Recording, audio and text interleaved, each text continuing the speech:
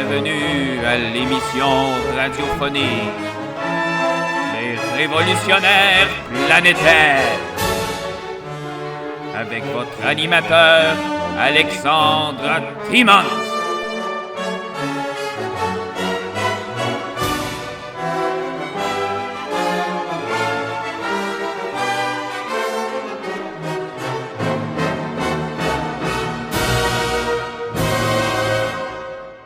On absorbe des produits, des métaux lourds par notre alimentation, mais aussi une fois de temps en temps, si on habite à Gentilly, par exemple, on va absorber un des 57 éléments radioactifs du tableau périodique qui a été détecté dans l'environnement là-bas.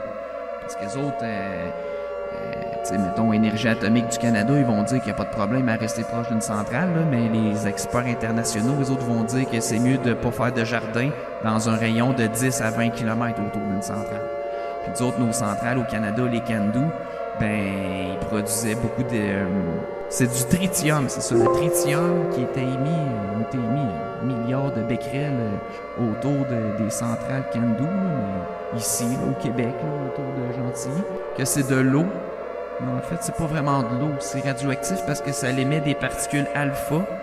Et puis les particules alpha, ils vont dire que c'est pas dangereux parce que ça émet pas de radioactivité sur une longue distance. Sauf que quand tu vas l'absorber, donc le tritium, ils vont dire c'est pas dangereux parce que ça émet rien que des particules alpha. Sauf que les particules alpha sont dangereuses quand on les absorbe. Ben oui, parce que là, ils vont émettre à l'intérieur de ton corps. Donc c'est pas très bon pour la santé, là. Ça va faire muter ton bagage génétique. Donc c'est pour ça que, dont plus les 57 éléments du tableau périodique qu'ils ont retrouvé autour. Donc, tu sais, on s'entend que tes tomates, ils sont pas bonnes. Puis, si t'en manges trop, ça va s'accumuler dans tes os, dans tes tissus, etc. Puis là, c'est ça que je vais vous parler, les aliments chélateurs qui permettent de faire sortir la radioactivité et les métaux lourds en général. Donc, par exemple, le calcium. Quand on mange du calcium, ça s'en va essentiellement dans les os. Donc, s'il y a certains produits radioactifs que vous absorbez, ils peuvent être confondus par le corps comme étant du calcium. Comme par exemple, si vous absorbez du strontium 90, ça je pense que dans le coin de Tchernobyl, il y en a absorbé beaucoup, là. Le strontium 90 va être pris pour du calcium. Après ça, le strontium 85, le barium 140, le radium. Comme Marie Curie, là, a travaillé avec ça, elle, là, c'est ça, ça en a absorbé, ça va dans les os, là. Puis là, une fois que la radioactivité est dans l'os, là, elle ne ressort pas de là. Fait qu'elle va juste irradier à l'intérieur, ça va faire une étoile qu'ils appellent, là. Tu sais, où est-ce que la particule elle est, là, autour, ça va faire comme une étoile, mais ça, l'étoile, ça, c'est toutes tes cellules mutées autour, là. Donc, c'est pas très bon, là. Après ça, le potassium. Le potassium, le potassium, le corps, il va les confondre avec... Ouais, c'est ça. Ça va dans les muscles, les reins, le foie, les organes reproducteurs. Donc, le corps, s'il absorbe le césium 137, à ce moment-là, il va le prendre pour du potassium, il va l'envoyer dans les organes. Le césium 134, le potassium 42, le potassium 44. Fait que tu sais, le potassium, là, chaque élément du tableau périodique va avoir souvent sa version isotope radioactif. Fait que le potassium, il y en a qui sont radioactifs, là. Puis comme le césium 137, ça a été produit beaucoup par la centrale de Fukushima. Donc, dans l'océan, dans le Pacifique, ça a tout été libéré dans le Pacifique. Fait que là, quand tu manges tes petites crevettes du Pacifique, là, tu dis, moi, je suis bon, ouais, moi, je mange des fruits de mer, je suis luxueux, ouais, mais c'est ça, mais tu viens d'absorber du césium 137, là, puis de l'iode 131. Fait que ça s'en va où ce que tu penses, là. Fait que les poissons dans l'océan, là, c'est de moins en moins bon, ouais. Puis si tu manges des algues aussi, là, ouais, les algues aussi, ça en absorbe pas mal, ça. OK, fait que par exemple aussi l'iode, si habituellement ils vont distribuer des capsules d'iode pour les résidents qui restent proches des centrales, c'est parce que tu as aussi la version radioactive qui est l'iode 131. Puis l'iode 131, lui, il s'en va dans la thyroïde puis dans les gonades, les glandes. Après ça, c'est pour ça que quand il donne des capsules d'iode, ça va saturer ta thyroïde en iode, ce qui fait qu'elle n'absorbera pas l'iode 131. Ça, l'iode 131, il est libéré souvent par les réacteurs nucléaires. Là, c'est un élément qui est problématique. Là. Mais tu sais, c'est pas parce que tu prends un petit peu de capsule d'iode là, que tu vas être sauvé là, du gros blast. Là. Tu vas être sauvé de tous les polluants. Il faut juste pas habiter à côté de la centrale. Ou sinon, ne pas avoir de centrale du coup. C'est pour ça que quand René Lévesque qui disait qu'il fallait construire, lui, là, il avait gobé ce que Énergie atomique du Canada il disait, on dirait. Là. Parce que les autres Énergie atomique du Canada, quand ils ont développé le réacteur Candu, les autres, ils voulaient en mettre partout au Canada. Hein. Fait que là, ils faisaient pression, ces gouvernements provinciaux. Là. Mais là, lui, René Lévesque, il disait qu'il fallait mettre 10 centrales le long du fleuve Saint-Laurent. Imaginez-vous toute la pollution que ça aurait faite. Là. Fait qu'il y a une chance qu'on a eu rien qu'une. Là. Parce que déjà, celle-là, les déchets, là, je pense c'est une affaire comme 30 000 tonnes qui sont contenus à côté de Gentilly 2 dans des entrepôts de surface. Donc ça, c'est ce prix-là, ça, là. Fait qu'au Canada, ce qu'il faudrait faire à la place, c'est avoir un centre de stockage centralisé dans une montagne, caché dans la terre, dans le bouclier canadien. À une place que ça bouge, ça grouille pas pantoute. Et non pas garder ça sur les sites où est-ce qu'il y a eu de la production d'énergie, là, puis que ça met toutes les populations en danger. Il faut envoyer ça dans les montagnes, là. Mais là, il y a des règlements qui interdisent le transport de déchets radioactifs, mais il faudrait l'enlever, ce règlement-là. Hein? Il faudrait faire une petite passe, là, parce que là, à Gentilly, ça donne rien de stocker des tonnes et des tonnes et des tonnes de déchets. Là. Ça, on fera jamais rien avec ça. Là. OK? Puis ça, là, c'est parce que, comme j'expliquais, on va continuer avec mes aliments chélateurs, là, ce sera pas long. Là. C'est parce que là, comme j'expliquais, c'est que là, les déchets, eux autres, c'est des déchets nucléaires, du métal chaud. Et là, après 5 ans qu'ils ont sorti des piscines, il faut qu'ils le mettent, comme je dis, dans des bâtiments, mais c'est parce qu'ils sont encore chauds, là. Fait que ça fait des vapeurs. Puis les vapeurs, ben ça, ils peuvent pas garder ça tout le temps dans la même pièce. Fait que là, il faut qu'il y ait des systèmes de ventilation. Puis les systèmes de ventilation, ils envoient ça où, vous pensez? Dehors. Fait que là, dehors, ben il y a des particules qui sortent aussi. Mais là, les autres Santé Canada, ils vont dire, mais c'est pas grave, c'est dans les normes, c'est dans les seuils acceptables, c'est juste des traces. Mais comme je dis, ben là, t'as eu des traces de plutonium sur tes toasts, puis sur tes tomates, parce que t'avais fait un jardin à Bécancour. Mais que ça, c'est pas très bon, là, des traces, là, comme ça, tout le temps, partout. Fait que ça, les déchets, il faudrait les enlever de là. Hein? Moi, je vous donne un conseil. Un petit conseil, là. Bon, je vais continuer. Là, je fais toutes sortes de culbutes, là. Là, je vais parler aussi du fer. Le fer qu'on absorbe, qui est super important, qui est pour les globules rouges, là, essentiellement, là. Donc, le fer, lui, regardez ça, il va être confondu par le corps par, justement, le plutonium-238. Ben oui, toi.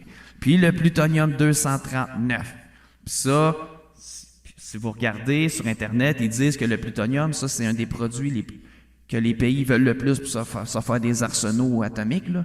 Mais sinon, le plutonium, ils disent, avec une très petite quantité libérée dans l'air, dans l'océan, ça serait suffisant pour tuer l'humanité au complet. Tellement que c'est toxique, ce métal-là, le plutonium. Là. Le désarmement nucléaire avec les Russes, pour bien paraître, mais là, ils vont dire, là, on démantèle les bombes atomiques. Mais en fin de compte, ils font juste enlever le plutonium ball. Fait que ça veut rien dire.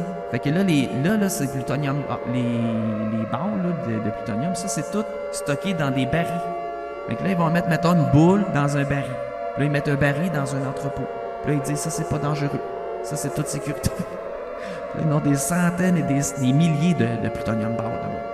Fait que tu regarderas, là, ceux qui travaillent là-bas, là, ceux qui surveillent l'entrepôt, là, tu le regarderas en face, là, ils ont tous des verrues d'en face. OK? Puis ça, c'est comme ceux qui travaillent dans un sous-marin nucléaire, là. À un moment donné, ils ont tous des verrues partout. Pourquoi? Parce que là, ils travaillaient proche d'éléments radioactifs. Il y a quelques petites particules qui ont sorti. Là, il y avait chaud dans le sous-marin. Ils se sont grattés à la face. Ah, là, un petit peu de plutonium, un petit peu d'uranium d'en face. Oups, ça fait muter les cellules. Oups, une belle grosse verrue qui te pousse d'en face. OK? Donc, tu sais, fait que là, ceux qui travaillent là, à l'entrepôt des plutonium balls, là, ils ont plein de verrues, ils ont plein de mutations. Ils ont été irradiés. Fait que même s'ils travaillent au gros salaire, s'ils en ont absorbé des particules, s'ils mangent pas de légumes chélateurs, hein, on sait ce que ça fait. Là. Fait que c'est pour ça. Fait que dans le fond, tu sais, je donne un exemple, là, parce que ça, le plutonium ball, ça, tout le monde en veut là-dessus. Tous les pays, les autres, là, ils vendraient eux-mêmes pour avoir ça. Fait que c'est pour ça, le plutonium, lui, dans le corps, il va être pris pour du fer. Puis aussi, il y a le fer 238 puis le fer 239 qui sont radioactifs, qu'il ne faut pas consommer. Puis ça va dans les poumons, dans le foie, dans les gonades. Après ça, le zinc, bien là, le zinc, lui, il va être confondu par le zinc 65. Puis ça, le zinc, ça va où? Ça va dans les os, puis les gonades encore. Après ça, la vitamine B12, ce qui est important, ça donne de l'énergie. Complexe B aussi, ce qui évite que le cerveau rapetisse en vieillissant, parce que vous savez que le cerveau, il perd 2 grammes de masse par année à partir de 25 ans, puis à partir de 85 ans, c'est 5 grammes de cerveau qu'on perd par année. Sauf que si vous prenez de la vitamine B12, ça va vous garder votre masse cérébrale un peu plus... vous allez garder votre volume cérébral, ce qui va faire que vous ferez moins d'Alzheimer ou de démence vasculaire. Donc, la vitamine B12, elle est confondue par le cobalt 60. OK? Le soufre, bien là, le soufre va être confondu par le soufre 235. Puis le soufre, il va être récupéré dans la peau. Donc, vous voyez, pour éviter de consommer ces variantes-là radioactives, bien, il faut manger des légumes chélateurs. Les légumes chélateurs, bien, ça, c'est les fruits et légumes, puis les plantes médicinales. Fait que, par exemple, les enfants ou les habitants qui habitent proche de Tchernobyl, bien, ils leur donnent de la pectine de pomme. Parce que manger de la pectine de pomme, ça fait sortir les radioéléments. Comprenez? Fait que ça, là, j'ai fait un petit survol des aliments, des substances qui peuvent être chélatrices, dans le fond, qui peuvent être évacuées du corps, les métaux lourds.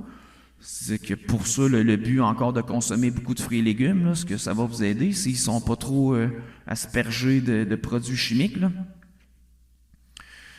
Donc, c'est ça. Nous autres, au Québec, ben, il y a 10 communautés, dont 43 chefs autochtones qui se sont levés contre l'instauration des mines d'uranium dans le nord du Québec, au Labrador. Ce qu'eux autres, ils ont bien réagi là-dedans, là, évidemment. Là. Ce qui a fait que finalement, ben, ça l'a pas passé. Puis, ben, il faut continuer à s'intéresser à ça parce que sinon, ben, les mines d'uranium, les compagnies, les autres, ils vont revenir à la charge. Puis ils vont revenir tant aussi longtemps que le monde ne sera pas assez intelligent pour lutter contre eux autres puis leur dire pourquoi ils n'en veulent pas chez eux. Hein, les autres, ils vont entendre une petite faiblesse. Là. Okay, il ne faut pas se laisser faire. Là. Bon. Comme mettons en 1989, là, ben, il y avait 3 mines à ciel ouvert en Saskatchewan. À Clough Lake, à Key Lake, puis à Colin Bay, au bord du lac Wallasting. OK? Fait qu'eux autres, là, à Saskatchewan, là, c'est fini, là. C'est fini, là. Personne n'en parle de ça au Canada. Personne ne parle du nord de la Saskatchewan que c'est pollué définitivement. Là, à un moment donné, puis en Ontario aussi, il y en a beaucoup, là. Il y en a des mines d'uranium, là. En Ontario, il y a la ville aussi Uranium City. C'est ça. Les autres, là, à Uranium City, là, t'avais la compagnie Cameco et Areva. Mais Areva, ça, anciennement, ça s'appelait Kojima. Mais les autres, dans le nucléaire, tu sais, il faut qu'ils changent de nom souvent, la compagnie. Là. Parce qu'à un moment donné, tu sais, tout le monde connaît le nom, fait qu'ils les accusent tout le temps. Là. C'est comme Blackwater, ça, là. Fait que dans le fond, eux autres, c'est ça, en Saskatchewan, il y a la mine de Rabbit, la mine McLean, le lac Key, comme j'expliquais, le lac Clough, la rivière McArthur. Ça, c'est tout pollué à fond, ça, là. Puis en Saskatchewan, ben, il y avait le 1/4 de l'uranium mondial qui était là.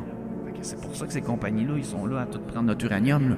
Puis là, ils vont donner des petites redevances, mais on s'entend, c'est rien par rapport à la pollution définitive qu'ils font, là. Fait qu'aller coloniser le nord de la Saskatchewan, là, s'il y avait des projets de développement là-bas, là, on oublie ça, là. On oublie ça parce qu'il va falloir qu'ils en mangent pas mal de légumes chélateurs de là pour s'en sortir.